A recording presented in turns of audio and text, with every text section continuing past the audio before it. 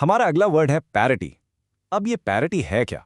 ये एक नाउन है, यानी कि संज्ञा। इसका सीधा सा मतलब है बराबरी, the state of being equal. खासकर जब हम स्टेटस, राइट्स या पे की बात करते हैं। बेसिकली जब दो या दो से ज्यादा चीजें बिल्कुल एक समान हो तो हम कहते हैं कि उनके बीच पैरिटी है। चलिए, इसको आसानी से समझने के लिए एक एग्जाम्पल देखते हैं।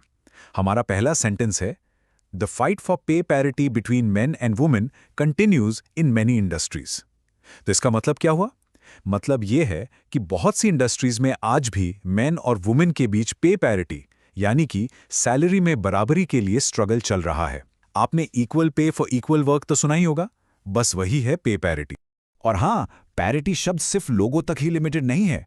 इसे हम देशों के बीच के रिलेशंस के लिए भी यूज कर सकते हैं। फॉर एग्जाम्पल, हमारा अगला सेंटेंस देखिए, the new trade agreement aims to create greater parity between the two countries. इसका मतलब है कि जो नया ट्रेड एग्रीमेंट हुआ है उसका मकसद है कि दोनों देशों के बीच और ज्यादा इकोनॉमिक इक्वालिटी यानी कि पैरिटी लाई जा सके।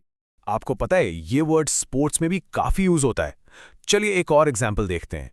After a long and difficult match the teams reached parity. इसका सिंपल सा मतलब है कि एक बहुत लंबे और टफ मैच के बाद आखिरकार दोनों टीम्स बराबरी पर आ गईं, यानी उनका स्कोर इक्वल हो गया।